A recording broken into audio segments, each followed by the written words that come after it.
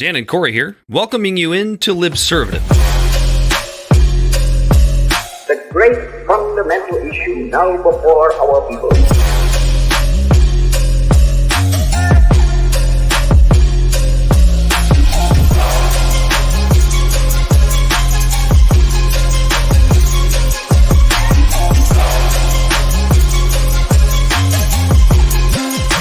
We, the people, cannot turn back.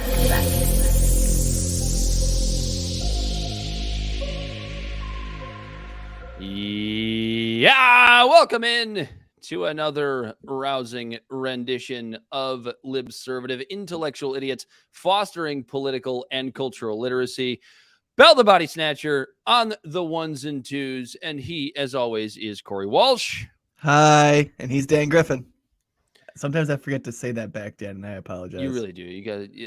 I gotta tighten the ship up. I gotta tighten up this ship. I'm sorry. I've been slacking. I was drunk last week. I got my parents in town. That's why you were drunk? Well, last week or this week? Because this week I'm not that drunk. As drunk. Comparatively. I just thought maybe you tend to forget my name like Bell forgets the day of the week, which is how how am I going to forget your name? It's you conveniently put it below you because I might if you didn't. I'm still here, though. He's here. He forgot his hat. He thought it was Tuesday. He thought we were doing a show prep meeting. Did not realize we were going live with a show this evening. So I want all the people listening at home to know, or watching at home to know, that this is a litmus test for Bell the Bodysnatcher because he's doing all this shit live tonight. He is. He's a live boy. So we are gonna find out. We are gonna find out just how good of a producer Bell the Bodysnatcher is on a wonderful Wednesday. All right, and I got two things to take care of real quick. Uh-oh. The Servative Podcast is found on all social media and podcast platforms. Our website is libservativeshow.com. We can be found at Libservative on Facebook, YouTube, and Twitch. Instagram and Twitter at LibservativePod. Our TikTok videos can be found at Libservative Podcast, and you can reach out directly at libservativepod@gmail.com. Subscribe today. That, and Dan, you know what's next. You know what's coming. Oh, shit. Wait, this is good. Good.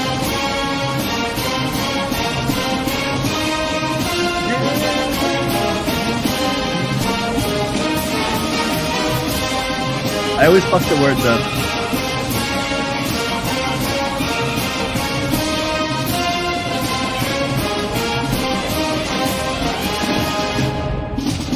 Go blue! Go blue! Go blue! I had to change my hat. Had to change my hat just because you played that. I had to change my hat. Now that we've lost all of the Ohio listeners, as if we needed them in the first place, here we are. Ready to talk about ready for a little bit of real talk. This is not a sports podcast, but I just had to get that out of the way. Do you feel better? Yeah, we had a three-peat. Yeah, very, very satisfying victory. Yeah, crying like day. 8 years of crying day. What are his excuses going to be this time?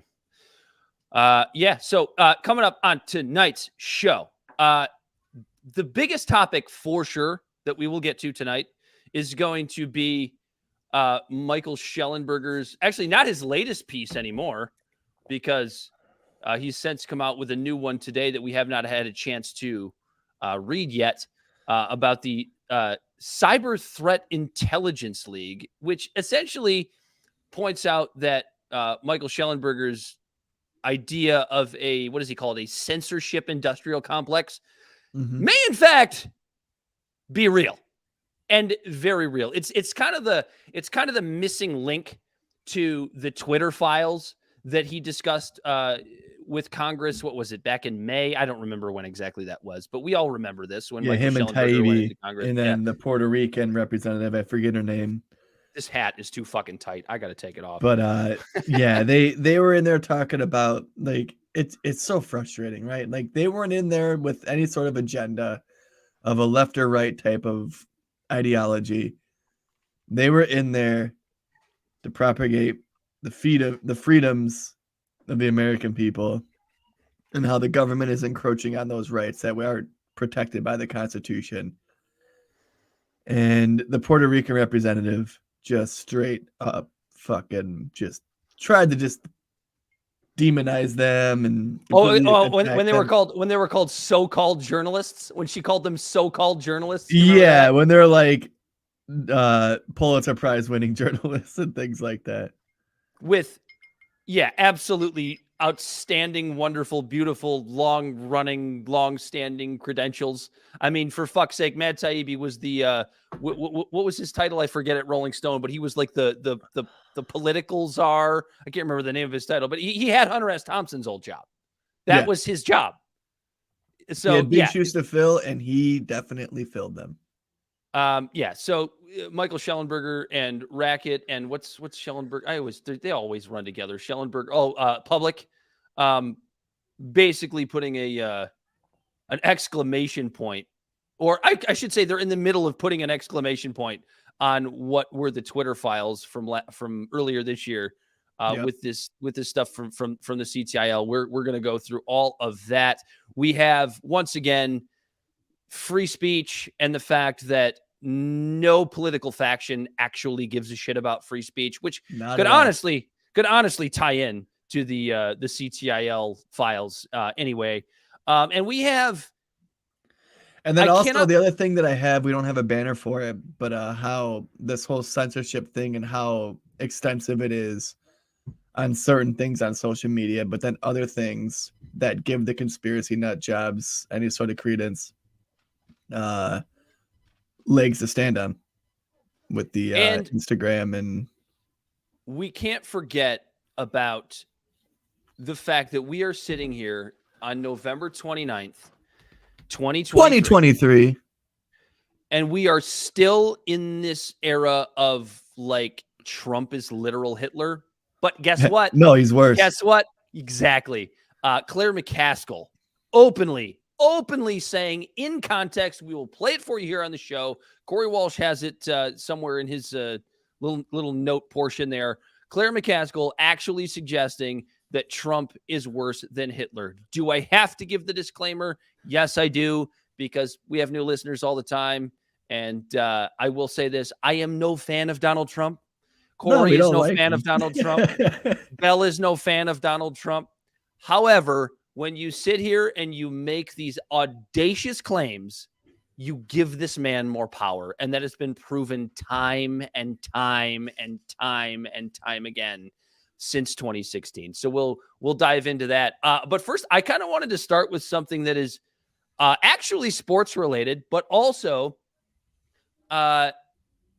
really kind of ties into the psychology of today's politics and culture discourse.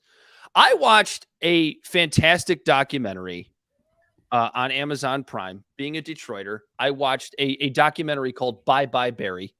This came out, I think, just before Thanksgiving, which is fitting because Detroit is known for having its annual Thanksgiving Day football game every year.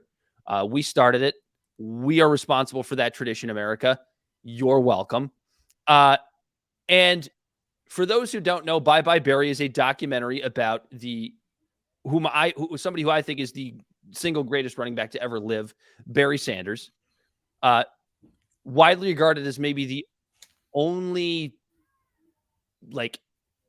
reason to even pay attention to Detroit football, perhaps over the last over the entire 90s years, 50 years, 60 years at least. And we had Stafford.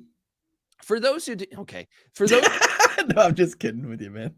For those who don't remember, and if you're not a sports fan, I wouldn't expect you to. And believe me, this is going to tie into culture and politics. Just give me a second.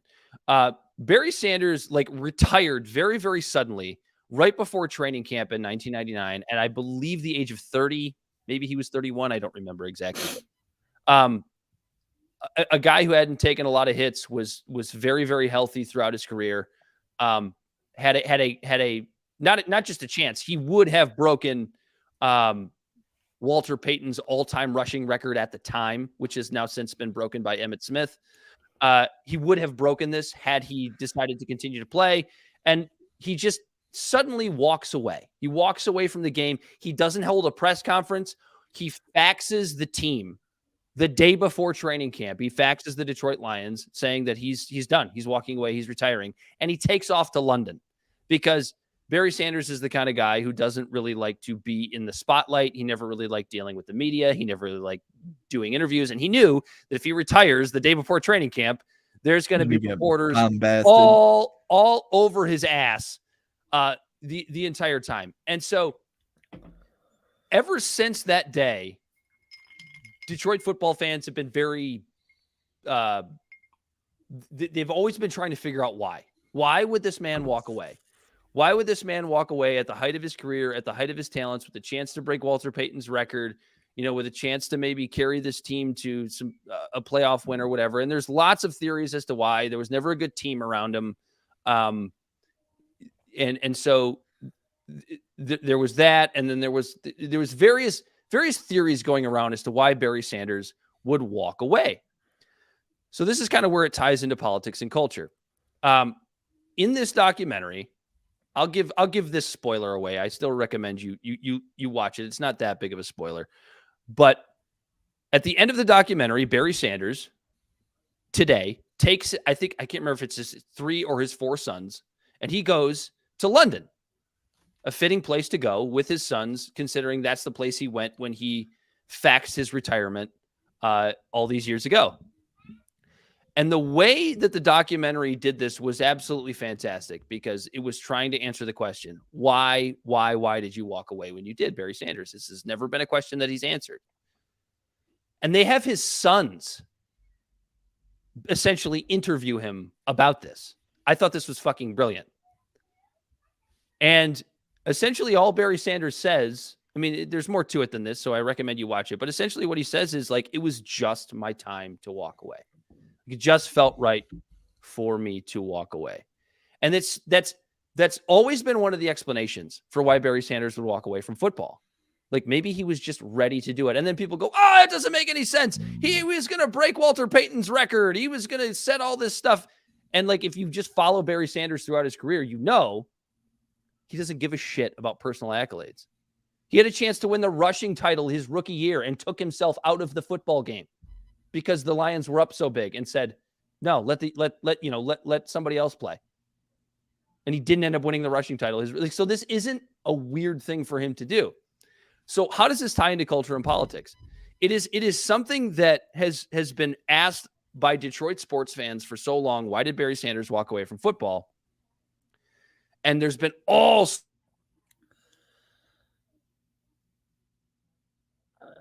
Uh-oh. Did you lose me? Am I gone? I'm back. You're back. I'm here. Anyway. That was a dramatic pause. Yeah. So Detroit Lions fans have for the longest time asked why would Barry Sanders walk away? Oh man, we're losing Dan. Again. Yeah, I'm losing you again. Oh no, we're in trouble. Uh-oh. Let's see if we can fix this. Yeah, go ahead and try to fix that. All right.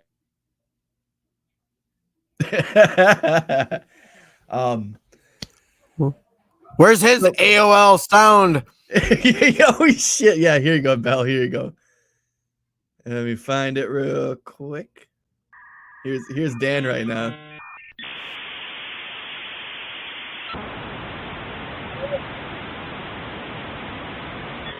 Anyways, so what I really don't want to take the wind out of Dan's sail, but I know what he's about to get to is Barry Sanders decided to walk away.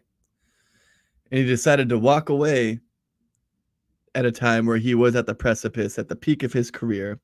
And when he decided to just walk away, when he did that, it created a bunch of conspiracy theories and a bunch of wild ideas that people thought that they might think was going to happen. Like, well, he must be doing it because of this. He must be doing it because of this. And it's very similar to the same thing that we see when it comes to politics. Oh, there he is. That was weird. That was so weird. My internet just went out randomly. Yeah. Anyway, were you explaining why this kind of applies to politics? I was basically filling dead air. Go ahead and pick up where you left off. Why Barry Sanders? I'll cut this out in the actual recording. But why Barry Sanders applies to politics is there was always these questions of why, and like because we see this in politics and culture all the time. Is like these really simple explanations sometimes just aren't taken for what they actually are. It's just like on occasion, like something just kind of is what it is. And like this idea that Barry Sanders would just walk away is like, oh, there's got to be more to it than that. It's like, no, he was just ready to walk away. And we see that in culture and politics all the time about like why, like we have to ask all these extra questions. And it's like, but why? But it's just like, it's just the thing that it is. Yeah. I have a great example, Corey. Okay. This next topic. Derek Chauvin, stabbed in prison. So for those who don't remember, Derek Chauvin was the police officer that killed George Floyd. Exemplified bad policing. I have no problem saying that he killed George Floyd. Oh, no, Dan. You should probably switch your internet on your laptop to your hotspot on your phone. But the connection that right now that Dan is about to make is about Chauvin being stabbed in prison. And what we were about to be going into was the fact that like there's about a lot of like convoluted ideas about whether or not he actually killed this person. This is a disaster. I mean, not that he actually killed this person. He did kill George Floyd, but some people, oh, you're back. I'm here. Like this has just been this episode has been an absolute disaster. You should switch your phone to your hotspot or your laptop or your Wi-Fi or whatever. I'm hardwired in. Oh, you got some squirrels chewing on the wires. Maybe Wi-Fi would be better. Dan, let me tell you this. There's no way there's a simple explanation for this. It's clearly a conspiracy of the government right? looking with I'm your just internet. I'm just sitting here trying to talk about Barry. As soon as you say his name. It's the government building in Colbert, I switched to Oklahoma. Wi-Fi instead of hardwire. Maybe that'll help. You say it's the government in Colbert, Oklahoma? Yeah. Oh, that's all there is. Where we have a bunch of listeners from. We showed so much love to that city, and that shitty. That's shitty. I'm here. Yeah. I think they showed no love. They showed no love. It's a disaster. I'm just kidding. They showed love, but Chauvin stabbed in prison. Conspiracy. Can I just get through like one thing without this fucking show cutting out on me? Can I just finish, please? Please, can I finish? Can I just finish one thing before this shit cuts out again? All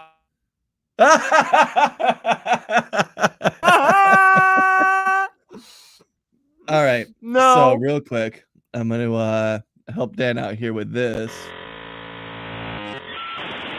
And what I'm going to say is Jesus Christ. This is a disaster. All right, here we are. I'm having a great time. I bet you are. Please drink more. I haven't even started drinking. Well, I did drink. It's not me last week. Bell's the drunk one.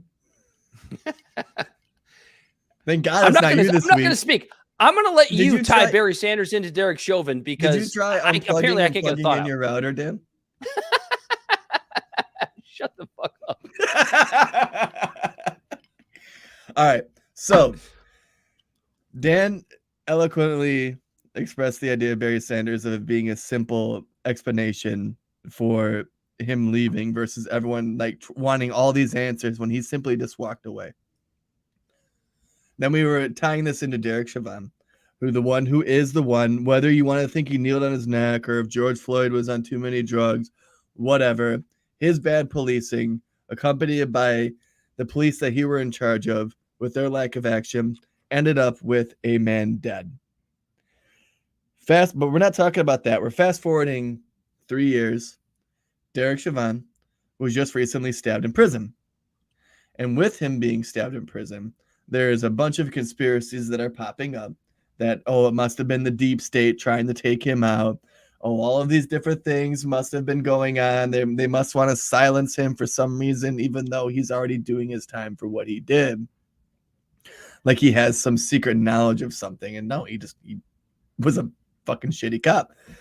And he just recently got stabbed in prison. And what we're trying to say is like, maybe it was just the fact that he's a cop in prison. Yeah. And prisoners don't like cops, particularly cops that kill people. Typically cops that put the prisoners in there in the first place. And we're not condoning either way. Like, you know, like I think me and Dan are both comfortable saying that we don't think he should have been stabbed. I know that there's prison justice and you let things go and things like that happen, but a jury of his peers decided that he needed to be in prison for the rest of his life, not have a death sentence. So a jury of his peers decided to put him in prison. That should be the end all be all. But he got stabbed by some of his playmates on the playground yard. And all the conspiracies are going wild about it when I think it's really just they don't like us. Like every prisoner in that place knows who he is. Like the thing is if he had gotten deep stated, he'd be dead. Mm-hmm. He'd be dead. It wouldn't have just been like some turd sandwich with a fucking shiv in the yard. Just trying to stab him in the bladder a bunch of times so he has to piss into a bag for the rest of his life. No, it would have been Jeffrey Epstein. Oh my God, the cameras went out. Oh, well, guess what, guys? He was on suicide watch. Oh, the strangulation could have maybe been a hanging, or it could have been done by someone choking him. I wouldn't chalk it up necessarily to being a cop in prison, but I've noticed that a lot of people who are also pieces of garbage getting stabbed in prison. Larry Nassar. And that's true. Is that a conspiracy or no? No, I think it's a clout thing, and people are attacking high profile people in prison. That's a good point. That's a good point. Kind of like you know, basically, I mean, Derek Chauvin, call him what you want. He's essentially a celebrity inmate, right? Yep. Like a Larry Nassar, yep. Yeah, a celebrity inmate who, I mean, honestly, wow. So there's an interesting thought. Like, if you had to choose between one or the other, Larry Nassar or Derek Chauvin, who would you rather be killed in prison? Who would you rather get stabbed a bunch of times? Larry Nassar, obviously. Larry Nassar. Oh, 100%. That's not even easy. That's not even hard. But he only molested white girls. Oh, thank God. Okay, I was just trying to play the rich guy. Just trying to play a game. Just a little game. Let's just do a little goof about. He only molested privileged white girls. As a man of class. That counts. Like on the victimhood hierarchy, I should probably cut that out of the show. And there goes Dan again. I'm not exactly sure what happened. Oh yeah, I'm gone. Bye. Yeah, no, I think that's really what it is. It's not no deep state thing. We've seen people. He ain't found shit. Yeah, and deep stated is people committing suicide by shooting themselves in the chest twice. Deep stating is the camera's not working and the guy happens to be on suicide watch type of shit. Michael Hastings. Yeah, Michael Hastings. You want to get into real conspiracies. We've talked about this before on the show. No, we did years ago, but then we planned on revisiting it. But which is actually a topic that we should definitely write down because we should talk about that next week. Michael, that might be a good holiday next week. Let's talk about the idea that cars can be hacked. Next week. That might be a good. Okay. All right. So Corey already set that up. I was gonna say that might be a good holiday topic. Yeah, I think so. When everything's kind of slow. But you know what? You know what we missed? Hostage releases. Yeah, the best goddamn thing that has come out of this whole Israeli-Palestinian conflict is the ceasefire. And that's my opinion. It's interesting, right? Because it's a situation where you had the pro-Israeli side talking about how a ceasefire is just kowtowing to Hamas, and we're not going to do a ceasefire until the hostages are released. But then you realize when you're dealing with war, like regardless, right? So like Hamas, is in the context of what's taking place right now, right? Hamas started it in that context. Okay. There's the entire history. There's 73, there's 67, there's 48, and there's even before that, right? I know that. We've talked about that before on the show. But it's a situation where you realize that just because the bad people, the people who you perceive as bad, right? Because obviously the other side perceives you as bad. The people who you perceive as bad starting it is like this pretext to like, we're never going to stop until they do what we want to do. And then you realize sometimes in diplomacy that you have to come together at a table, regardless of who started it, and make things a little bit better. So you get a ceasefire and you also get hostages being released. There's no universe where any of that is bad. There's no universe. No. When people stop killing each other, that's good. I don't care if I disagree to see with what you Ben Shapiro has to say. What'd he say? I'm just interested to see what he has to say because it's war is a funny thing, right? Let's just talk about that for a second. War is fucking hilarious. Or not hilarious. I didn't mean to put it like that, but like the way that once the sabers start rattling, it's this weird us versus them thing, and it makes people stupid. War makes people dumb. It really does. War turns people into neocons. War turns people into warmongers. Oh my God, they started this thing. It's this weird tribalism thing. Yeah, there's just 1.5 million reasons why war just sucks. And like everyone, like as soon as war happens, everyone gets ramped up and they're ready to throw fisticuffs. But they forget the fact that war is the result of failed leadership, failed policy, and failed politicians. All of it. Failed diplomacy, failed everything. War is the end all be all of stupid people not being able to keep their act together on either side. And you have one-sided asinine punditry, right? Like whether you're on the side of like pro-Palestine, which doesn't necessarily mean pro-Hamas, although the pro-Israel people will tell you that the two things are exactly the same. If you're pro-Palestine or you're pro-Israel, like the punditry that comes about, and you sit there and you go, okay, if you really care that much, why don't you take your ass over to Israel and enlist? Like, why don't you fight? If it's really that much of an existential threat to you, well, that's the exceptionalism of America, right? And we're allowed to. We don't have to do that. We don't have to do it. We could just bitch about it. These guys are bad. These others over here. See those others? See those? I'm pointing to the Joker up in my my top. Is this my left shoulder, my right shoulder? I don't know because I think my screen's on reverse. The Joker up there, like this. You're doing a pretty good people job. Over here. These others are the bads. Fuck you, Dan. I stood there like a week ago. Oh, I should just get a silly. I was standing there literally like 6 days ago. Now you're pointing where I was standing. Are you calling me bad? You're an other, Corey. I'm othering you right now. War. We're going. So in breaking news here on Libserta Podcast, me and Dan are at war. You know what's interesting though? I've noticed in a silence since the ceasefire and the hostage releases. Like you're seeing it on CNN and Fox News or whatever, and it's like 10 hostages released today. And I'll actually give them credit, which is very, very rare. They're just kind of reporting it like it's news because it is, as opposed to like trying to turn it into something that it's not. But like these like diehard hardcore punditry, the Ben Shapiros of the world and I mean, I love her, but they I disagree with her on rattling. The Bari Weisses of the world. They've it's not even just saber rattling. It's like this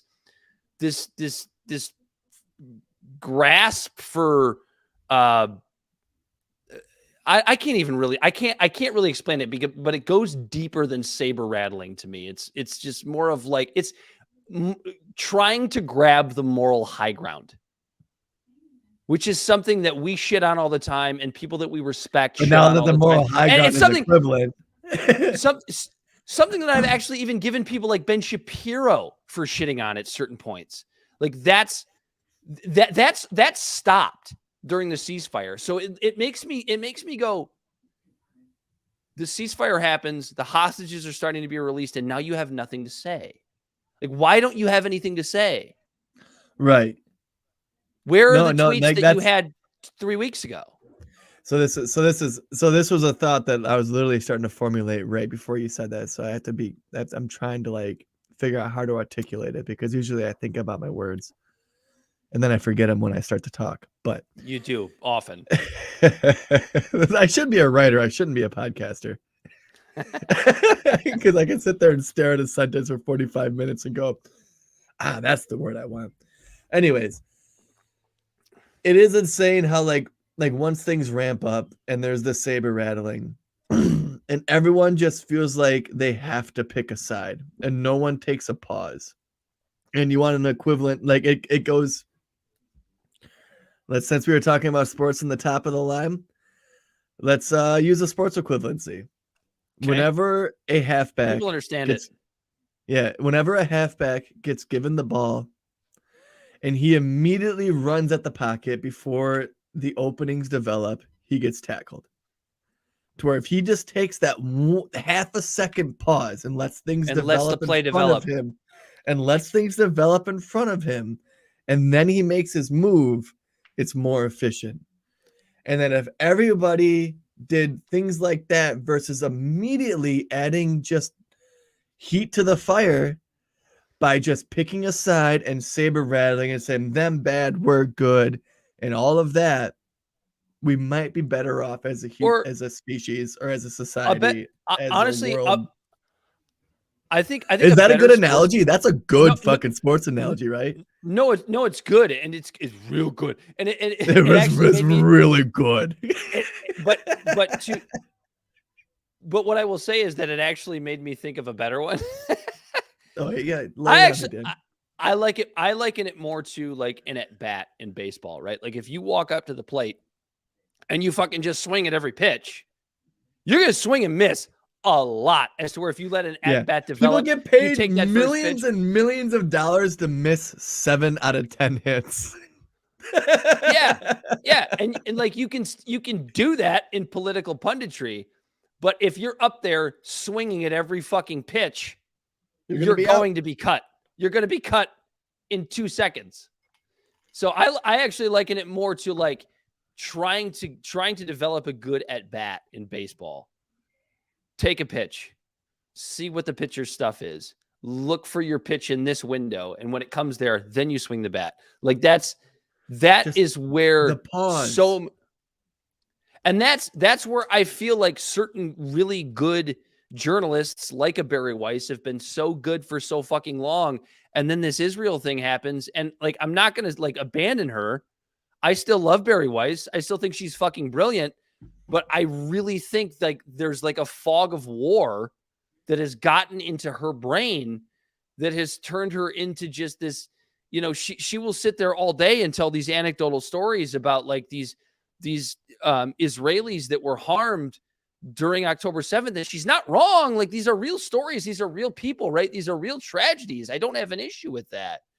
But I have not heard her once acknowledge the nuance in the history behind this conflict. Like for Bari Weiss right here, right now. And I know her. I think she will recover from this. But like she is at a point right now where she feels like history started on October 7th. And there's a part of me that understands that, right? Like for a lot of people, Middle Eastern conflict in the United States, we can relate this because we actually can relate this to 9/11, which I think has been kind of overused, but like history in a weird way did kind of start on 9/11 for a lot of people in regards to the Middle East. In a pseudo way. Like in America, not the world, in America. But when you have that emotional reaction and you have this idea of when history began on this particular thing, it's really easy to kind of fall down that wormhole, if that makes sense. Right. Well, I mean, like it's human nature, right? Like strip it down and make it as simple as possible. You're on the playground. Someone punches you, you're going to punch back. Right. There's not a pause. There's not a moment to think about like, and you maybe did a thing, right? You maybe did something. Maybe you said something to that person that they didn't like a week ago. a week The ago. the playground's based in minutes. Like your recess, 20 that's minutes. true. You could have said But something to them 5 minutes in, and then 10 minutes later, they punch you. And You you get know what I popped. remember? Yeah. What the fuck was that all about? Yeah. What I'm you, gonna throw you made wood fun of their chips at you mama. in your eyes. Because I've done that. I've thrown wood chips at people's eyes. Isn't it amazing how you can that you're a dirty fighter? I can tell you're a dirty fighter.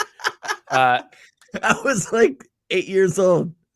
But isn't it amazing how you can actually compare? And I'm sure there are people out there that are going to call us idiots for this. And I'm not fine. a dirty fighter. I'm a scrappy fighter. The streets don't got no rules, Dan. But isn't it amazing? See, like that's the difference between you and I, man. I grew up boxing. It's like, let's get in the ring and have some sanctioned rules when we do this. You want to fight? See, so what's you gotta great fight though, like we're going men. on a real tangent right now, right? We're going on a real tangent. I've always had a lot of fun doing that because there's rules. I can have fun doing it. But when you grow up in rougher neighborhoods, you fight to win. It's different. If you're fighting for your life, I get that. But isn't it amazing how we can actually take something that's as complex as like a Middle East conflict that has been going on, depending on when you want history to start. Say it's even if it starts in 1948, right? We're talking about goddamn year 90 years. There are arguments to say that it started before that, after that, doesn't matter, but we'll just go with 1948. We're talking about goddamn near 90 years, and you can still compare that to a fucking playground scrap. Like, you hit me first. Well, you said something about my mama first. Well, you did this thing first. You know, it's like it's your mama's so fat she uses mattresses as a tan pad. You ever hear that one? No, next time I see you, I'm throwing a dart in your eye, though. And I'll be like, what? What did I say?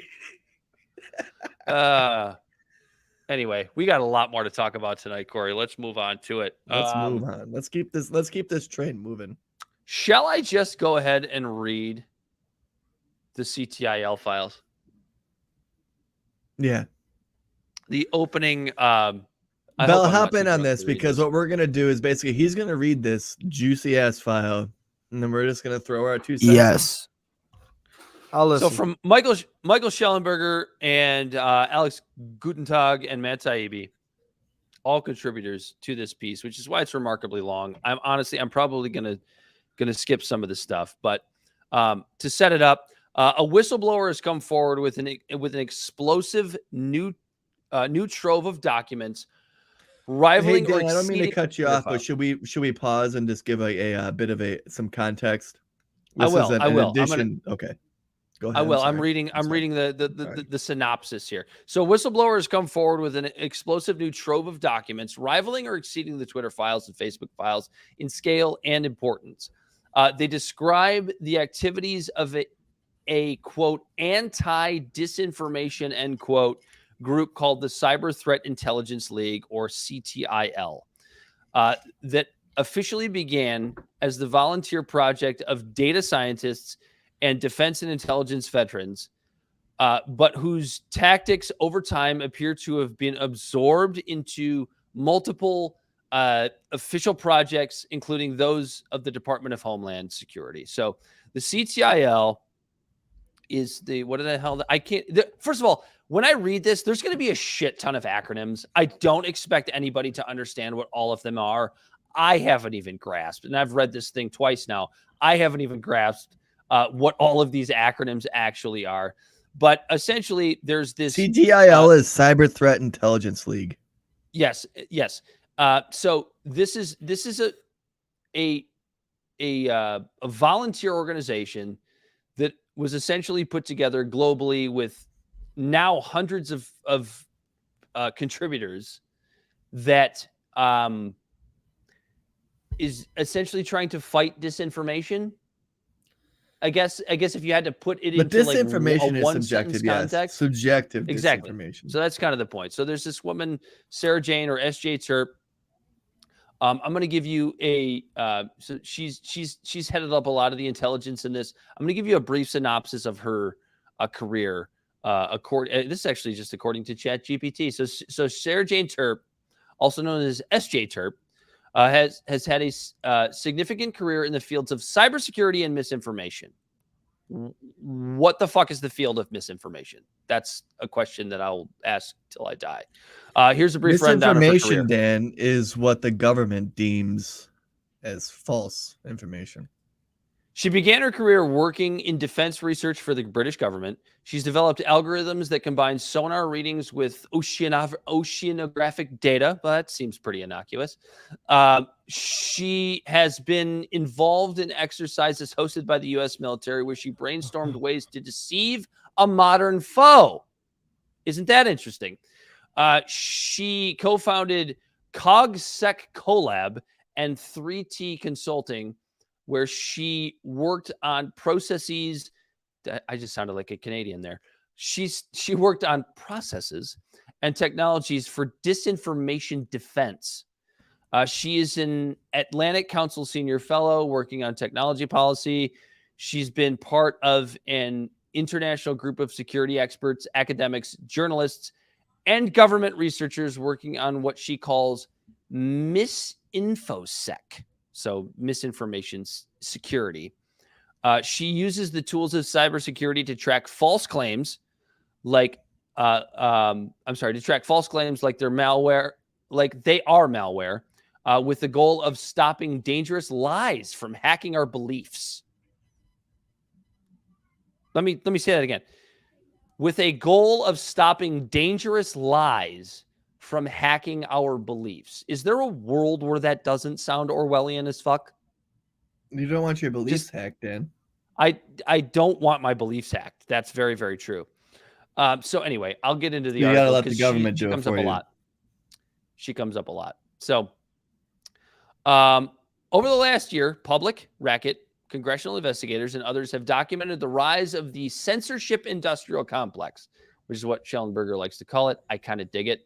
A network of over 100 government agencies and non-governmental organizations that work together to urge censorship by social media platforms and spread propaganda about disfavored individuals, topics, and whole narratives.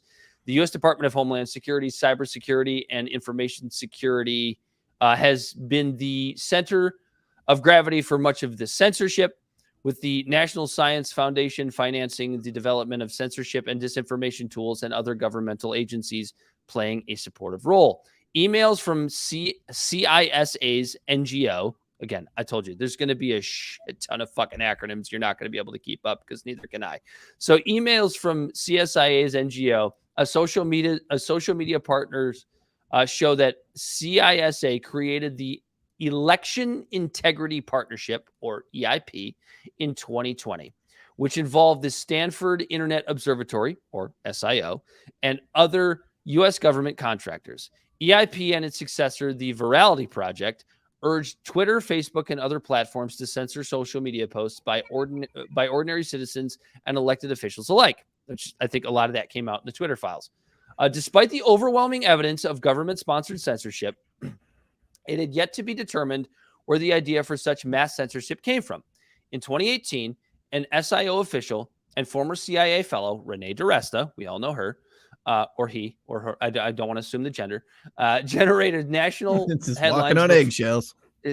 generated national headlines before and after testifying to the U.S. Senate about Russian government interference in the 2016 election. We all remember this. Yeah. But what happened between 2018 and the spring of 2020? The year 2019 has been a black hole in the research of the censorship industrial censorship industrial complex to date. When one of us, Michael Schellenberger, testified to the U.S. House of Representatives about the censorship industrial complex in March of this year, 2023, the entire year was missing from the timeline, the year of 2019. Now, a large trove of documents, including strategy documents, training videos, presentations, and internal messages, reveal that in 2019, U.S. and U.K. military intelligence contractors, led by a former U.K. defense researcher, Sarah Jane, or S.J. Terp. So she's not even American. No, she's a UK researcher. Developed a sweeping censorship framework. These contractors co-led CTIL, which partnered with CISA in the spring of 2020. In truth, The building of the censorship industrial complex began even earlier in 2018. Internal CTIL Slack messages show Terp, her colleagues, and officials from DHS and Facebook all working closely together in the censorship process. The CTIL framework and the public-private model are the seeds of what both the US and UK would put into place in 2020 and 2021, including masking censorship within cybersecurity institutions and counter-disinformation agendas. A heavy focus on stopping disfavored narratives, not just wrong facts, and pressuring social media platforms to take down information or take other actions to prevent content from going viral. Yeah, so here, I'm going to stop you real quick. Go ahead. Get after it. And this was like that weird thing we were talking about, like maybe 6 months ago on this. Twitter, and I know Twitter for sure. That's where the Twitter files came from. I'm not so much sure about Facebook, but Twitter hired a lawyer who used to work for the FBI. Yes. And then when you have a lawyer, you look to him for advice for your platform, for the legalities of how you're supposed to proceed. And he's former FBI. And so he was giving them information saying that you should go along with these type of things. And you're turning, and what it ended up being is like you saw the pressuring social media platforms. And why I'm even talking about the, oh man. Hey, Belle, if you can real quick, look up Twitter's previous lawyer who had FBI ties. And, but they were pressuring social media platforms to take down information or take other actions to prevent content from going viral. Twitter was looking for legal advice from their internal lawyers on what they should and shouldn't take down. And they were literally going to an FBI agent. Makes complete sense, though, right? It makes complete sense. Right. Going to, because when you're at that point, legal, yeah. But when the legal guy who's giving you advice is previous FBI, he's obviously going to be saying, well, you got your hand in the cookie jar kind of thing. And you should do what they say. And so what I find interesting about this is how it's a feedback loop that they were slowly developing from 2018. And then when 2020, 2021 came along, they just turned the heat up on it into full overdrive. Yeah, so CTIL's approach to quote-unquote disinformation went far beyond censorship. The documents show that the group engaged in offensive, not offensive, but like going on offense, offensive operations to influence public opinion, discussing ways to promote, quote, counter messaging, end quote, co-opt hashtags, dilute disfavored messaging, create sock puppet accounts, and infiltrate private invite-only groups. Oh, so we're talking about just straight up propaganda. Yes, so let me read one more paragraph, and then I'll let you go ahead, Corey. This will be quick. In one suggested list of survey questions, CTIL proposed asking members or potential members, quote, have you worked with influence operations, i.e. disinformation, hate speech, other digital harms, etc., previously, end quote. The survey then asked whether these influence operations included, quote, active measures and, quote, psyops, end quote. So what you have people from the CTIL influencing, infiltrating like private Facebook groups, which isn't really that crazy because it's like all you have to do is ask to be a member and most of these places will let you in. But then they go in there and they put out these fucking ridiculous surveys. Like at least that's the way I'm reading it. I don't know if no, you're right. And what they were doing was they were using basically useful idiots to do this because the actual government can't necessarily do these things without warrants. That's exactly right. These documents came to us via a highly credible whistleblower. And listen, I love Schellenberger, I love Taibbi, I love these people. But when I see the words highly credible whistleblower without a name, it's interesting because there is some good information. But at the same time, it's like it's weird. Like the way our system is set up, it's almost like set up to disparage an unnamed whistleblower because then it sounds uncredible. But when you actually have a legitimate whistleblower, they get straight exiled from the country, like Edward Snowden, Julian Assange. So you have to be careful. I get it. Yeah. So you want my 2 cents in the whole thing? It's Hey, give me that 2 cents. would this information sway an election more, or I guess if this information was released, would it sway an election more than the Steele dossier? James Andrew Baker. I just saw your private chat, Dan. I'm sorry. Yeah, I didn't hear what you said because I was reading. But that was the former FBI agent who was their James lawyer. Baker. Yeah. He was a deputy general counsel for Twitter. Yeah, former FBI But like agent. that's the real question. I mean, like you have these, like, literally half of the nation that is convinced that Donald Trump is whatever simply because of the Steele dossier, but all of this stuff is going on right in front of their face. And they don't realize it. It's literal fascism. So do these people hate Donald Trump because of their own like nuanced thought and research, or do they hate Donald Trump because of They've been told to hate all Donald of these Trump. groups have been telling them to hate Donald Trump? Dan, do you and I hate Donald Trump because we don't like his policies, or do we hate Donald Trump because we were told to hate Donald Trump?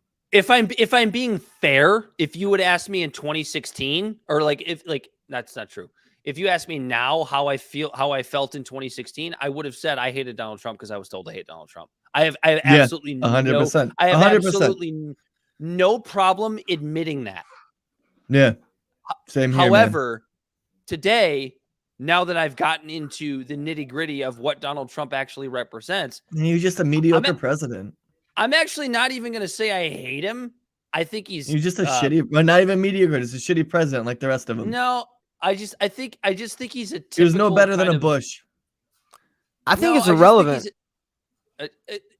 You know what, Bell? That's exactly the best. That's the best. It's irrelevant. I mean, really, when it comes down to it, does this sway an election more, or does what we were led to believe sway an election more?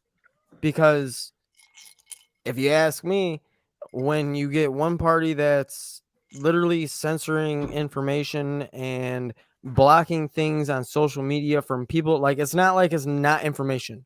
It is genuine information. Right. And they're blocking it from people. That's the whole thing from Schellenberger's latest article, which came out today, which we haven't had a chance to read yet.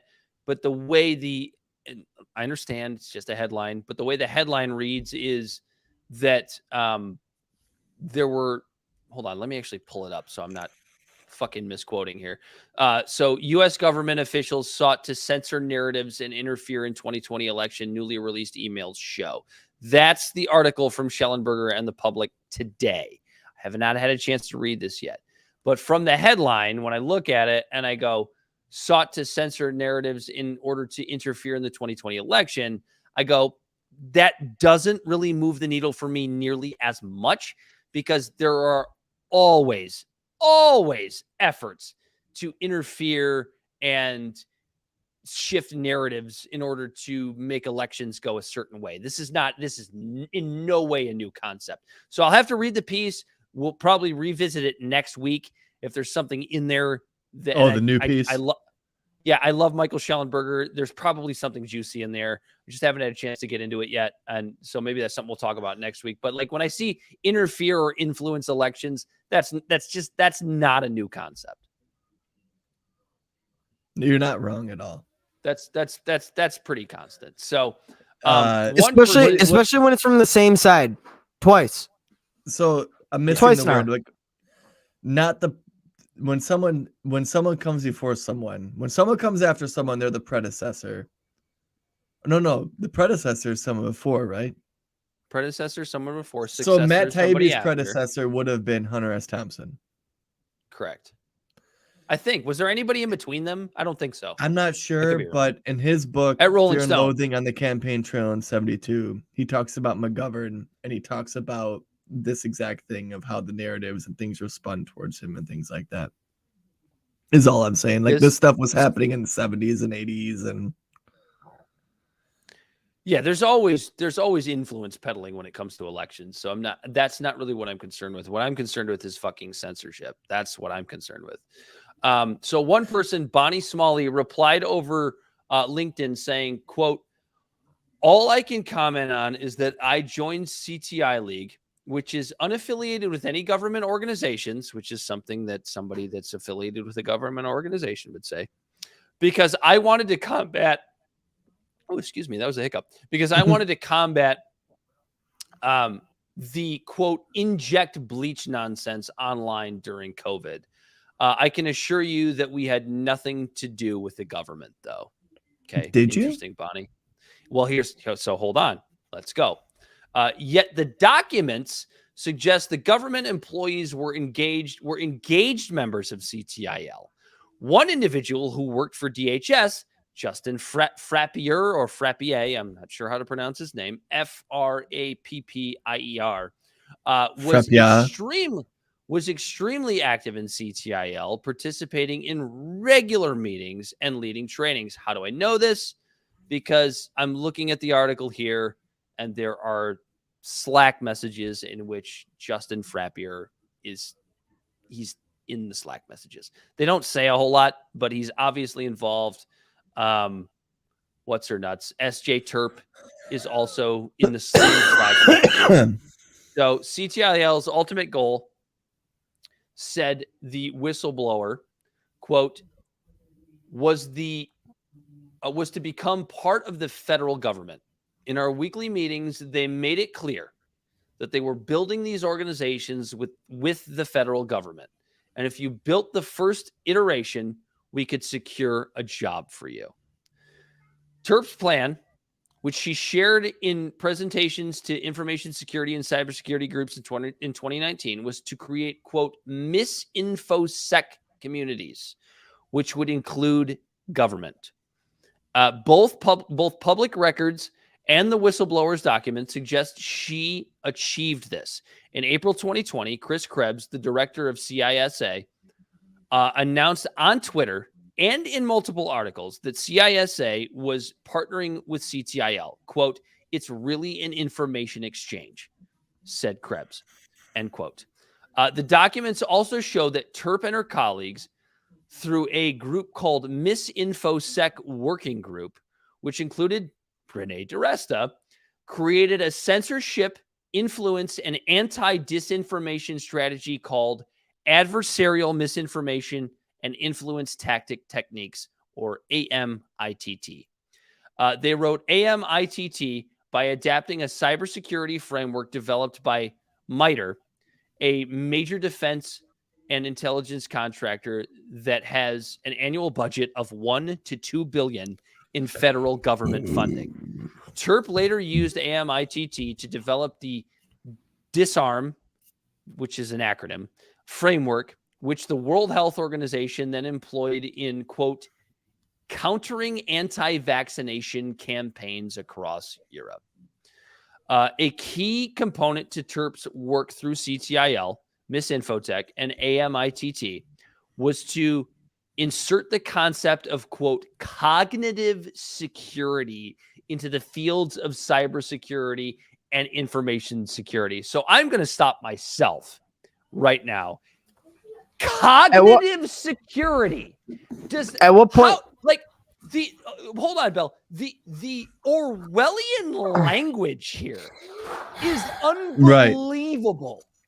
Which is the point of the title of our episode tonight: Americans Too Dumb to Be Trusted with Brains. And that's not us saying it; it's our government. We have to secure your cognitivity. I've just made up that word, and I love it. The real thing about it is, like, how do you don't know enough about something to tell the public, yeah, this is for sure. That's the thing about it that drives me the most crazy, is because they don't still to this day, you don't know enough about the COVID vaccine. It's not an anti-vaccine thing, it's an anti-COVID vaccine, and I like an anti-COVID vaccine movement, and I get that, but asking questions about it, because people were like having pause, was treated like someone who said, you need to inject bleach into your blood. Right. You know, these people that said that like, if they had any questions about the COVID vaccine, they were treated as somebody that said, is murder so bad? Right.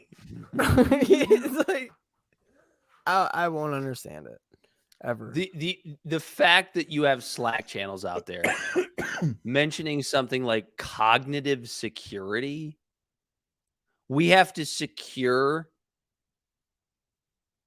essentially the American mind. We have to secure it. Yeah, we don't want, like, the queen bee doesn't want those drone workers stopping and sniffing the flowers for too long. They need to collect that nectar and bring it back. According to the whistleblower, roughly 12 to 20 active people involved in CTIL worked at the FBI or CSIA, or I'm sorry, CISA. Quote, for a while, they had their agency seals, FBI, CISA, whatever, next to their name on the Slack messaging service. So this is supposed to be an organization that is not affiliated with the federal government at all. Yeah, and real quick, I want to say fucking that Slack channel. Go ahead. Just because we've said CISA a few times, and I don't know if we actually talked about like that acronym. It is Cybersecurity and Infrastructure Security Agency. I didn't know it, so I wanted to make sure that there's too many fucking acronyms. Well, doesn't that just go to show how big the federal government is? That's completely unnecessary. It's just they're so swollen they don't even have time to say their full names. They have to create acronyms. Yeah, it's just a million fucking acronyms. So the ambitions of the 2020 pioneers of the of the censorship industrial complex went far beyond simply urging Twitter to slap a warning label on tweets. Or to put individuals on blacklists. The AMIT, what is this, McCarthyism? Yeah, 100%. The AMITT framework calls for discrediting individuals as a necessary prerequisite of demanding censorship against them. It calls for training influencers to spread messages. And it calls for trying to get banks to cut off financial services to individuals who organize rallies or events. We saw that, and dude, we fucking saw that in Canada. Yeah, we did. In the trucker protest. We saw that happen in real life, in real time. And we were the next crazy for actually calling that out.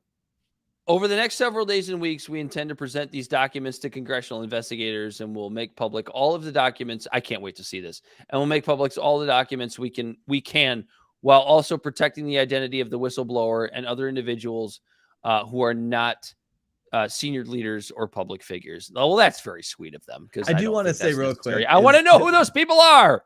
Over the next several days and weeks, is it several days and a couple of weeks, or is it several weeks? I don't know. And I only say that because, right, Corey, it's Michael Schellenberger and Matè. Do you trust them? I do absolutely trust them. Okay. The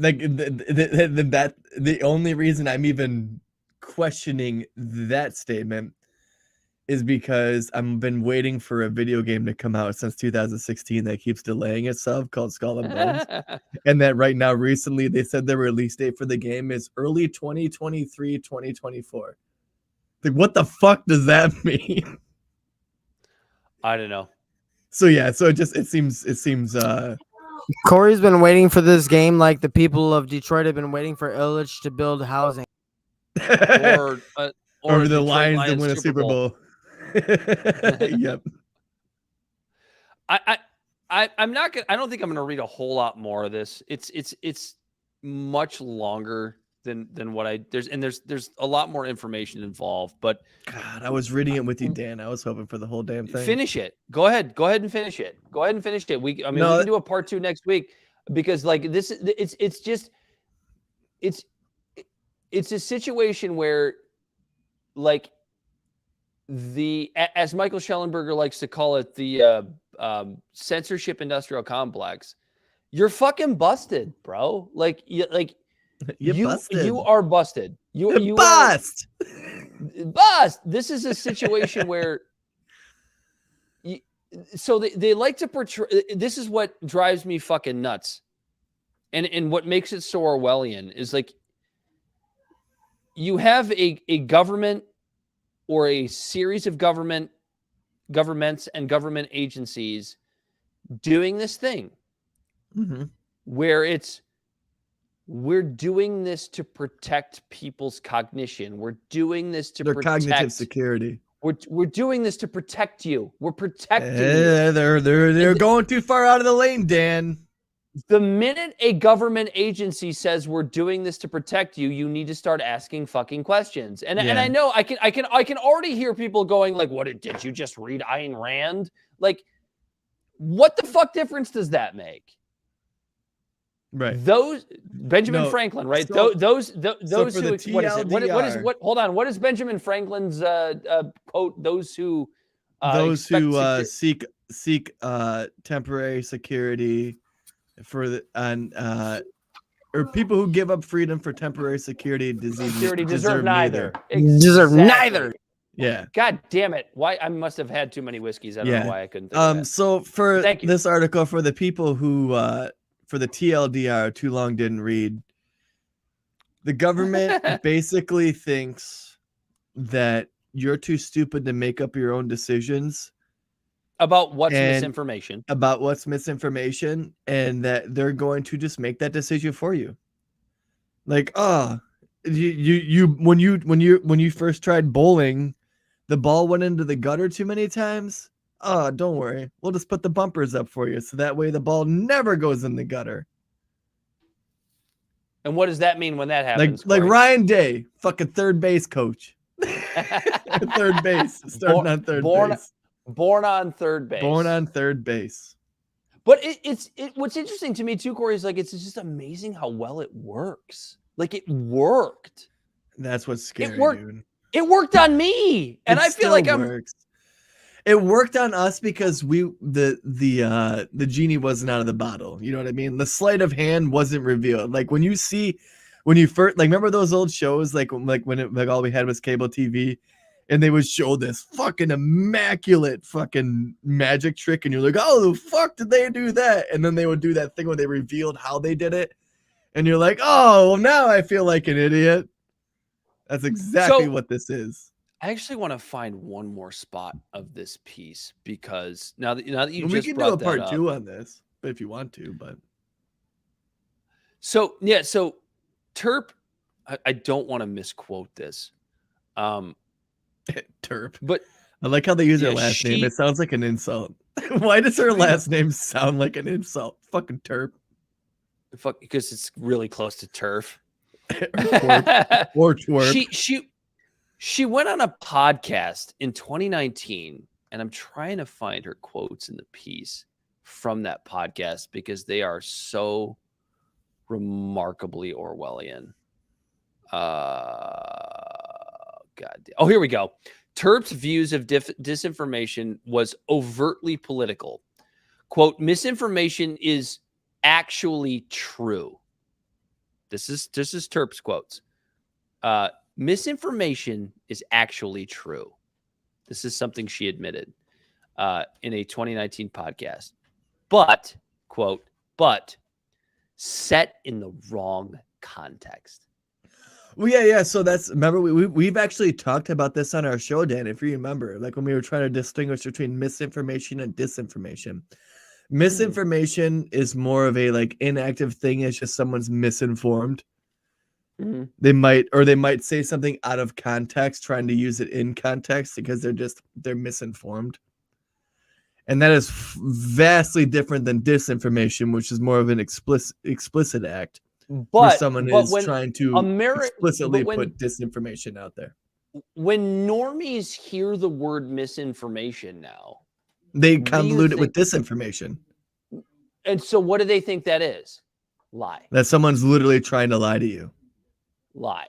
It's automatically conflated with being a lie. So Terp said in the 2019 podcast interview, most misinformation is actually true, but is set in the wrong context. So what? Holy shit! I didn't even read that. I just said that. Then you just that's what she said. That was her quote. So what you're saying is that we need to take truth off of the internet in order to protect out of context truth.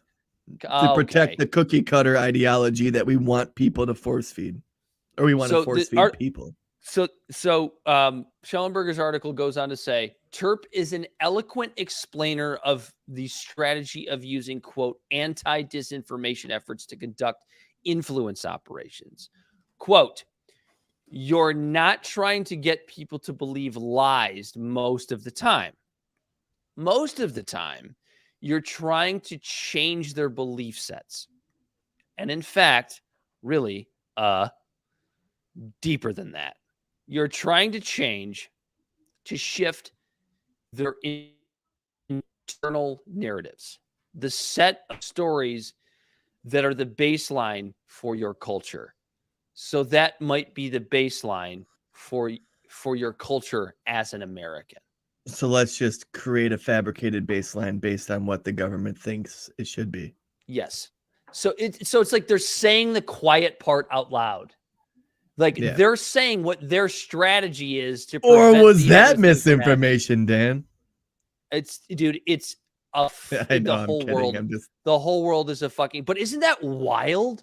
That like that was actually open public information on a podcast from 2019 that she actually said that, and nobody fucking knew anything about it, including Matt Taibbi, including Michael Schellenberger, until they went digging into it. And I'm not shitting on those two guys because they're great journalists. No, because and they went and they actually dug it up. Pre-COVID, it wasn't like it was so like they were doing their job well, right? Let's say that like they were doing a pretty damn good job.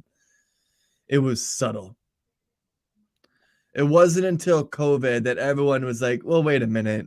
How come as soon as I post something about this, all of a sudden it's getting a restriction or I'm going against guidelines or anything like that?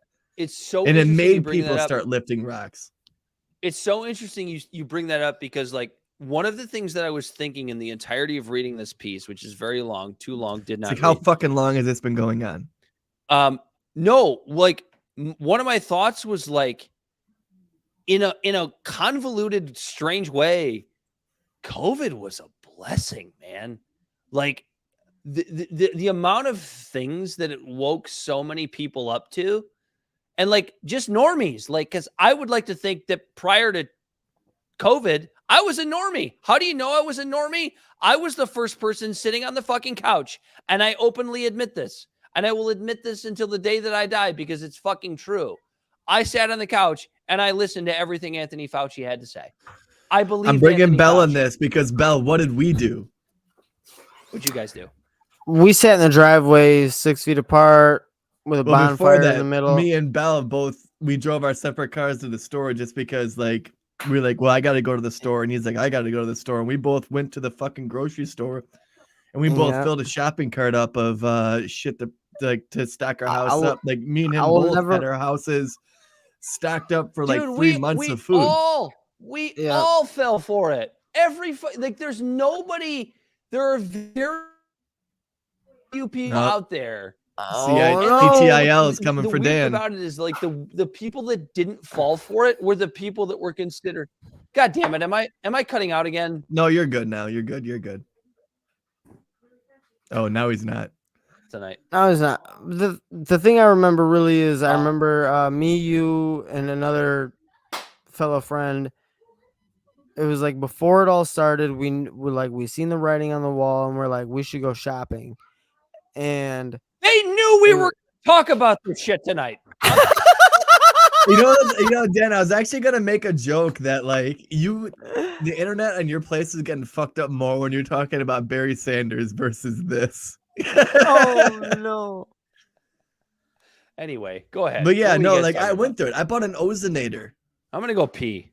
I remember all this and just like we fell for it because I remember hanging the receipt on my fridge because I was like, we're gonna remember this and this is gonna be a thing. And we spent it was like $936 that I don't remember how many stores we went to that night or whatever. But yeah, I spent like $1,300. Yeah, yeah, it was just like on stuff that I'd never even eat like either, and it was just like like we have to have this because we have to have food. And I remember people fighting over a cantaloupe or it was like a head of cabbage or cantaloupe or something in Meyer. Yep. And people in there taking it more serious than us, dressed in Tyvek suits. Yeah. And Remember that was that like shit? before. Yeah. And Dude, it was like before the lockdown, before all that. Yeah, it's when my God. the lockdown writing was on the wall. And like, yeah, I remember buying like 8 months worth of like baby formula because I had a 5-month-old at home. Like all of these crazy fucking things, dude. We're going through the same thing. But to be fair, at that time, the death rate was like 10% because only the really sick were getting tested. And but yeah, no, I mean, like, I don't know how much, like, the narratives being pushed by social media, it's just, you need to take a pause because there's articles coming out now that show more and more that whether it's for good or ill, there is propaganda being pushed by a hidden hand trying to spend millions of dollars to make you personally feel a certain way. My point that I want to make real quick is, isn't it amazing how they will censor all the information that will give you actual information about a vaccine or anything about the government, but they will not censor information about that? About how everything happened, I guess. Well, it's history. Like I don't know if you can really try to manipulate lived experiences, but the problem is they're trying to just like, it's basically like, I picture like, you know how like when you're at on a water ride and you're in that raft, like they have like the whitewater rapid like roller coaster rides or whatever, and that raft, it's like you're in it and you're like, oh, which way is it gonna go? And it's just bouncing back and forth like within the lane. Like when I go pee. But no matter what you do, you're still gonna take a directed path. Well, because they will never. Lane is only gonna take you one way. Well, my point is they'll never tell you to stop, like going to the grocery store and buying out of fear.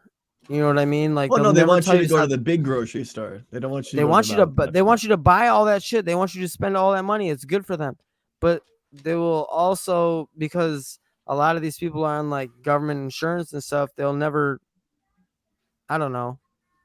They'll never promote, or they're gonna blockade the information that you would need to see what's in the vaccine. They promote the information. Yeah, to get you not saying the vaccine to bad. Go to the store to spend all your money. Yeah, like right. Yeah. Not saying the vaccine is bad or anything, but it's just the information that's shared is my point. Apparently there's a new syndrome related to the COVID vaccine. I don't know how real this is. Put on them tinfoil hats. Tell me about it, Dan. I haven't looked into it. Jimmy Dore talked about it on his latest episode, so you can go check it out there. Boy, am I glad I'm a pureblood. Finished with us. You're fucked, man. Yeah, I recommend anybody who's on Substack, you know, if you follow Taibbi, you follow Racket, you follow Public, go check out this piece. Like, read it for yourself. Honestly, it's, you know, it really is too long, did not read kind of material. But I also want to say that me calling myself a pureblood is more of a joke. At the time, like now it's easy to say, like, you know, like, oh, like it seems like the is it sad you got to point it out? No, but for someone my age, like whether or not you get the vaccine is negligible. But I'm not pretending that I had some weird stance to do it that way. The reason you were planning on getting it. You were planning on getting it. I was talking about it, yeah. This. But the reason I never did it was because I was donating blood plasma at the time. And blood plasma, yeah, not semen. That was wasting it, just throwing it down the drain. Throwing it into your wife's snatch. How terrible of you. But no, like honestly, the reason why I didn't get the vaccine at the time, it wasn't with some weird like platform or stance I was standing on. I was donating blood plasma because I had the COVID at one point and I survived it. And they were using the plasma to give transfusions to people that didn't have COVID because that was a proven therapy that would help people heal. Plus, I was getting $60 each fucking time. And if you got the vaccine, you couldn't donate blood plasma. Capitalist, you dirty, and you couldn't disgusting donate capitalist. plasma for 6 months if you got a vaccine because you had a needle injected in your skin, just like a tattoo or anything like that. And so I personally, now this is the podium that I will stand on that makes me feel like I'm a better person than all of you guys. Was I purposely didn't get the vaccine. Go ahead, play the Benny Hill music while I was saving fucking lives, Dan. I didn't get the vaccine. Or so he says. My old man almost died from COVID. But he got a blood transfusion through blood plasma. The blood plasma. Thank God, because if I can't think of Denny Walsh tapping his toe to CCR every time they come on, I wouldn't feel right about myself. If I didn't have Denny Walsh sitting here eating all my Pringles. Down on the corner. Out in the street. But yeah, no, and like for real, like I was like, hey, I'm making $120. I already had COVID. My blood plasma is helping people. I saw that as a net gain versus me just getting a vaccine. That's why I didn't get it. And then as the media kept saying, if you get the vaccine, you won't get COVID and you won't pass it on to other people. And then everyone who was getting the vaccine was getting COVID and passing it on to other people. I was like, well, I guess it doesn't. So Corey, ex post facto, by giving blood plasma and saving people with your blood plasma, you were a murderer. No, I was doing better than all you guys who were getting the vaccine. No. You have to go with the narrative from I have to go with the CTIL narrative. Yeah, the narrative at the time would have been your blood plasma is fucking worthless. You have to get vaccinated or you're a murderer. Yeah, there was some. I wouldn't say as far as murderer, but I had people saying, just get the vaccine, man. What's the big just deal? Get it. Big deal, man. Get it. And I would say, no, I'm saving more lives not getting it than I am getting it. And they'd be like, yeah, but just get the vaccine. Just do it, man. Just get it, man. Dude, I swear I had these conversations. And I'm like, dude, no, because if I do that, I know I already had COVID. If I get the vaccine, I can't give the blood plasma that I told the plasma place that I had COVID that they're using to help people who don't have COVID. You're like Joe Rogan arguing with Sanjay Gupta. I feel like someone was telling me a bad joke the entire time. Like, just do it, man. Just get it. Just get it, man. You get it, man. We're gonna have to pull up the footage of Dan from one of our earliest episodes of him holding up his vaccine card. Did I do that? Yeah. Did I really do that? I believe I did it. I believe I did it. I think you're making a joke out of it, but you actually showed it. Oh, okay. Because I don't even know where the fuck that thing is. I think I threw it away a long time ago. Like when I still could have used it for things, I think I threw it away before that. It doesn't matter. Anyway. God, it was like show me your papers type shit, dude. That was insane. The fucking nerd. The bottom line is we have actual Orwellian shit going on here. This isn't like hyperbolic. This isn't like, you're a conspiracy theorist. Like this is real stuff. Because what I really find interesting, right, is like I actually was thinking about this earlier today. You have a lot of folks that talk about Eisenhower, right? And like his speech about the military industrial complex as he was leaving the presidency, right? We're familiar with that very famous speech, right, Corey? Yes. Bell, we're all familiar with this speech. And you have a lot of people that still quote that speech today and talk about, American hegemony and how Eisenhower warned against this in that speech. And I kind of look at what Schellenberger and Taibbi are doing here, and I really think there's a genuine comparison. Right. Like, isn't that crazy? Like, let me expound on that. Like, the idea that everyone basically now at this point in 2023, Republican or Democrat, is willing to admit that there's a military industrial complex, but to think that there's a pharmaceutical industrial complex or an information industrial complex or any of these other type of things that are like spending all this money to drive a narrative one way or the other is just like conspiracy. Yeah, no, like there's people that are going to hear this and think we're fucking idiots. That's fine. I don't care. Like I don't really give a shit. The fact of the matter is, like, the censorship industrial complex, I understand that the piece from Schellenberger and Taibbi is relatively new. We all have to take a little time to digest what's actually going on here. But it appears that the censorship industrial complex is a thing. It's a thing. It's a thing to drive narratives. It's a thing to get power driven to a certain direction. What we don't know yet, and I think that's what always makes it difficult, is like, what's the end game? Like, who, because we all want to believe that there's like this nefarious, I mean, this is like the Alex Jones thing, right? The belief that there's like this nefarious cabal of like either a couple of people or one person or a group of people at the top that are like driving this stuff. I don't think we know what that is yet. I think a lot of it is probably, I really don't know. Because I don't think it's just like as simple as like there's just like a few people at the top of the world that are going, we have to do this for this reason. It's probably more nuanced and complex than that, but that doesn't mean it's not happening. Does that make sense? Am I not drunk enough for that to make sense? You're making sense to me, but I'm also drunk, so. Okay, so that's weird. I really hope people listen to our podcast drunk. Can I just recommend that? Can I recommend that now? From now Take a on, drink. don't drive. Sit there. Right. Sit there. Yes. Sit by a nice fire. Drink a heavy bourbon. Don't play with your phone. Make like a rubber band ball or do a puzzle. And listen to the play podcast. with your willy either. I would find that as one of the biggest forms of flattery.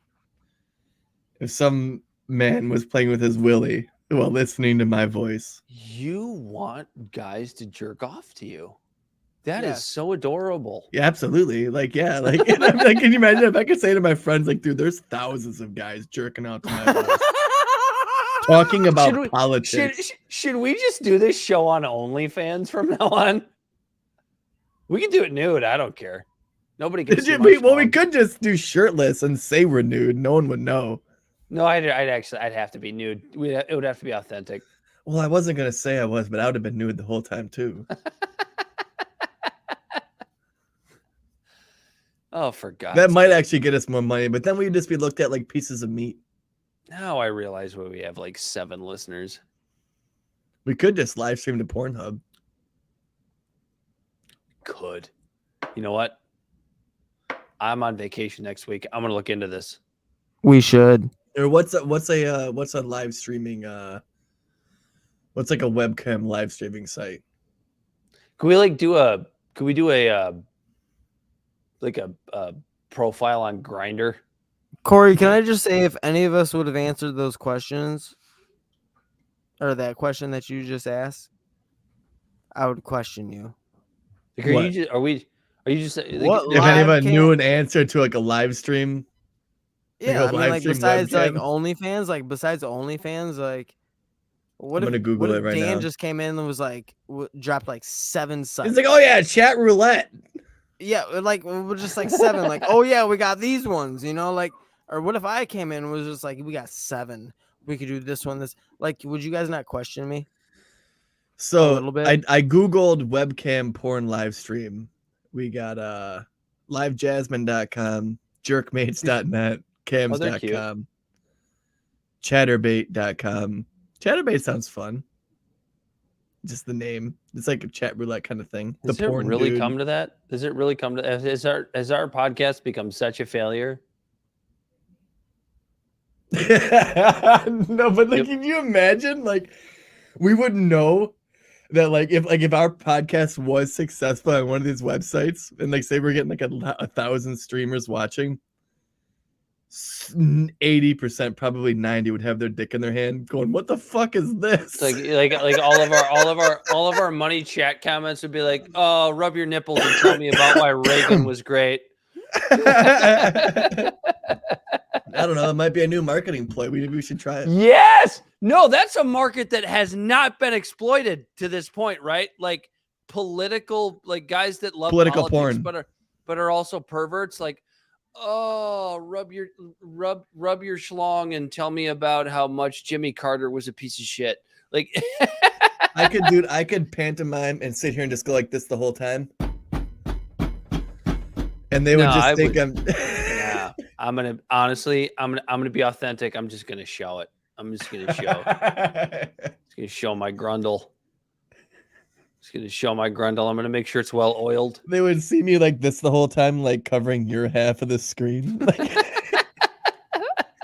And you're doing that, and I'm like, the CTIL, the deep state, is here actually literally creating propaganda. Like, it's like, man, these guys are gay. Like, actually, we're both married men.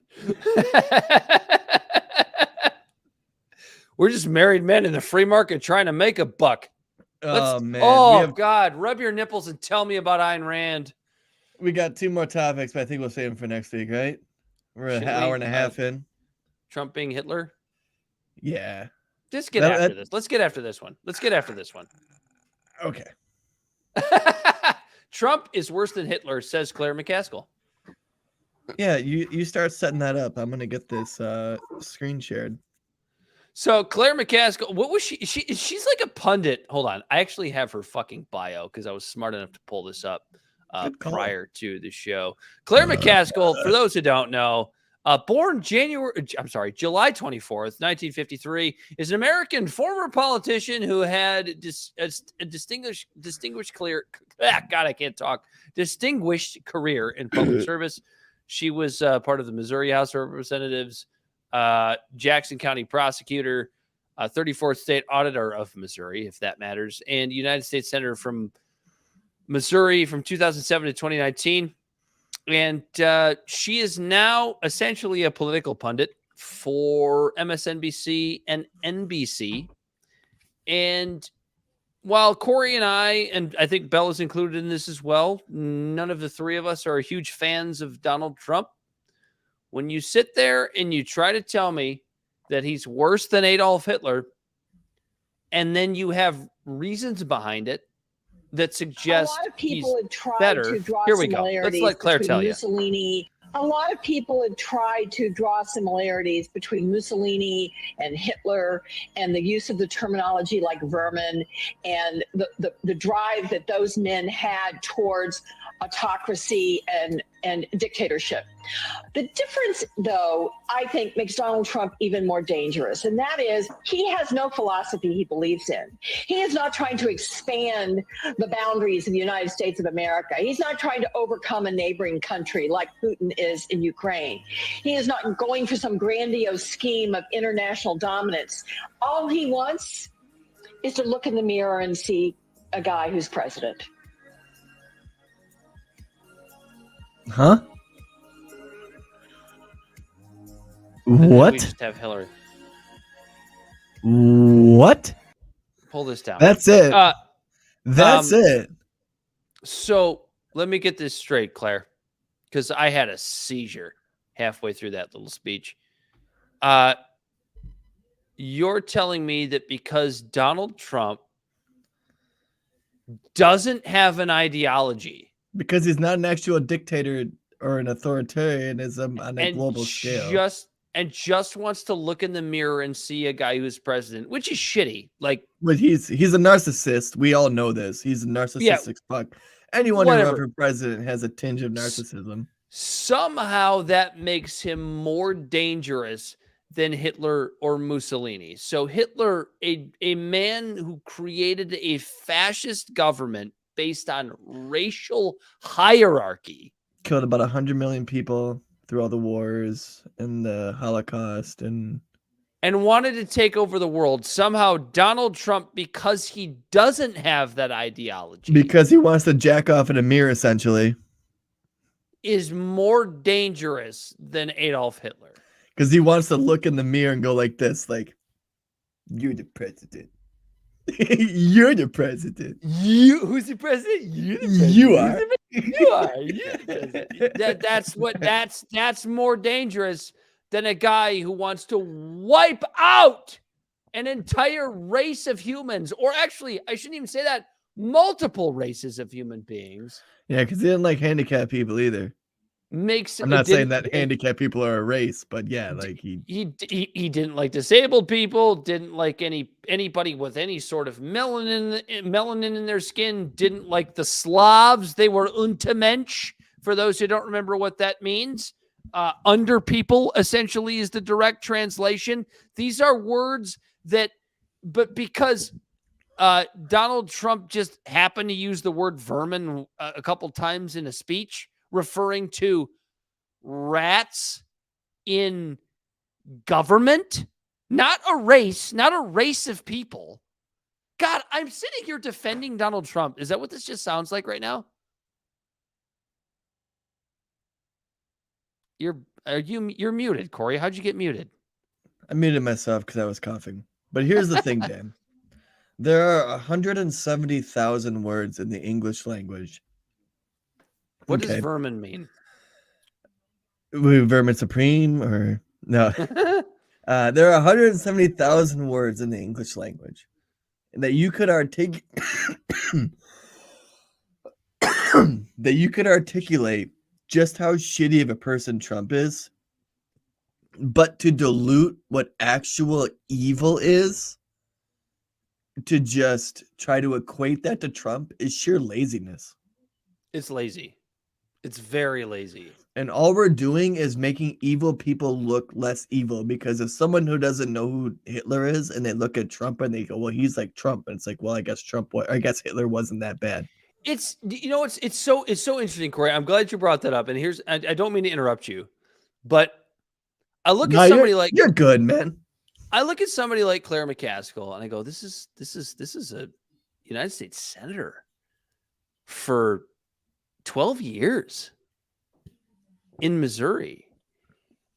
And I go, I'm somebody who's always been kind of fascinated by particularly dark history. I've always been fascinated by Hitler's reign. I've always been fascinated by Nazi, like the Nazi reign of Germany, not because I support it, but because I go, this is such a dark time in history. Like, how did this happen? I'm really fascinated to understand how this happened.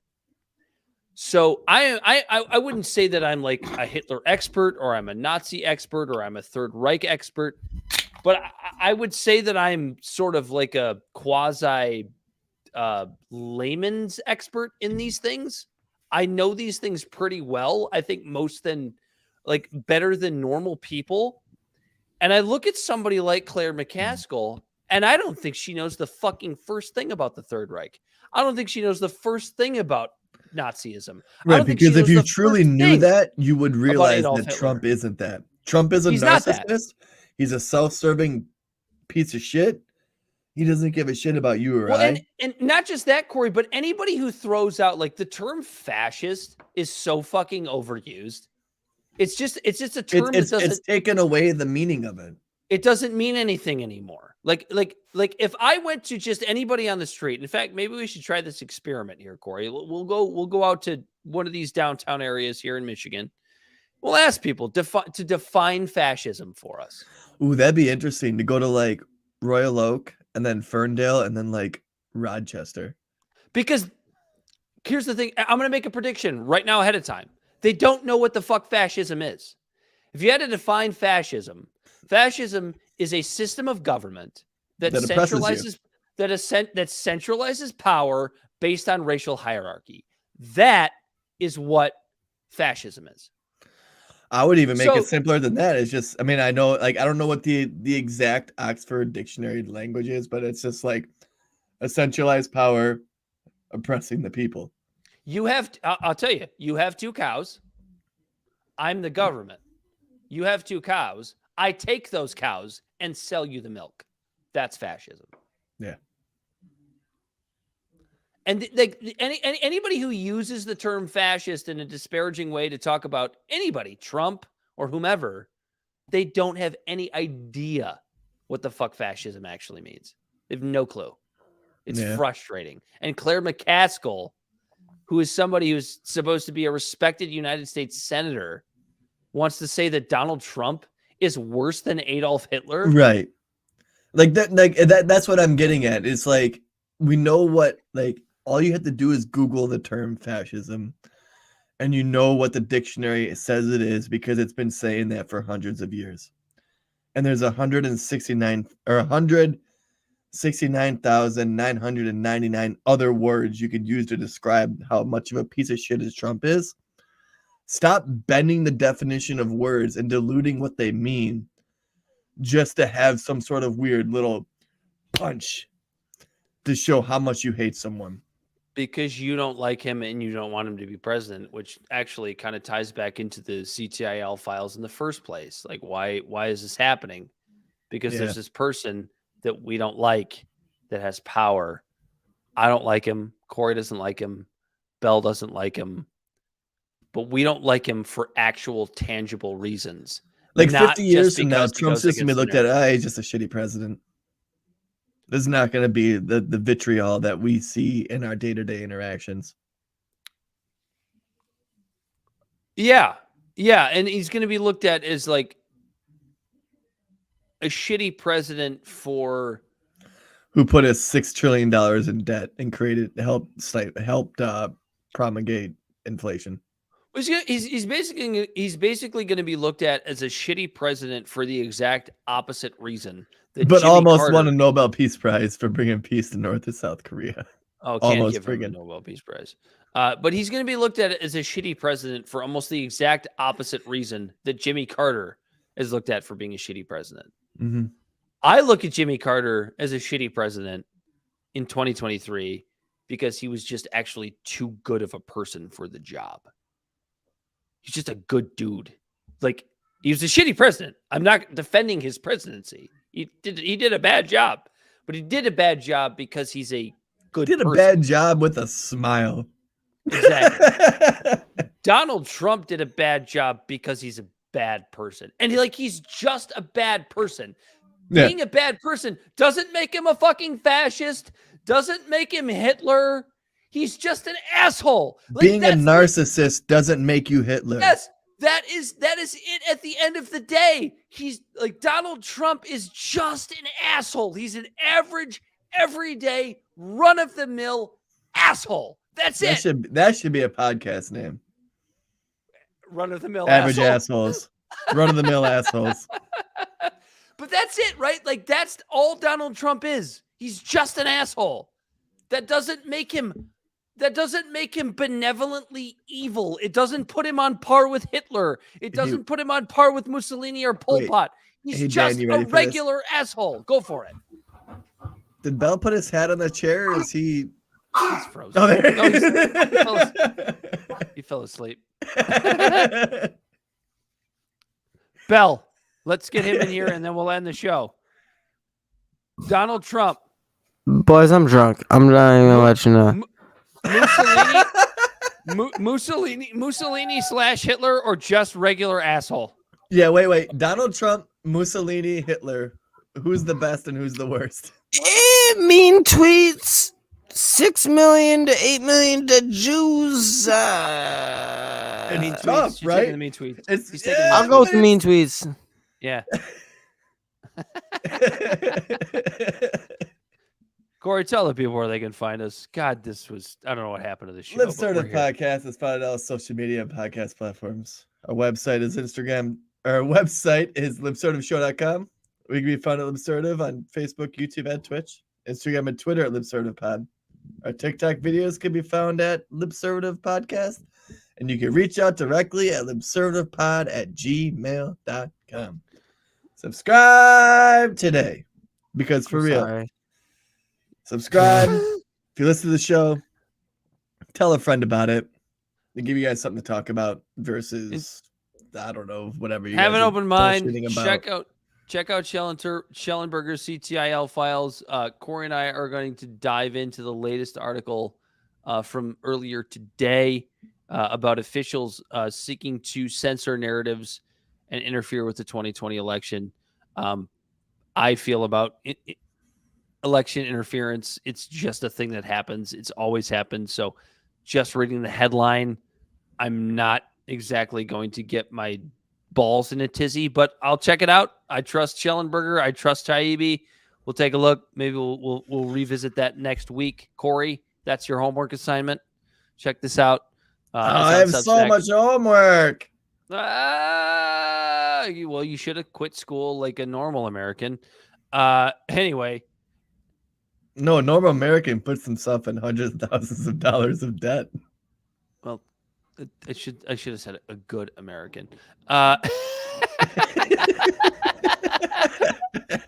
For Bell the Bodysnatcher on the ones and twos, he as always has been Corey Walsh. He's Dan Griffin. This has been Libservative, and until next time, we are out of here.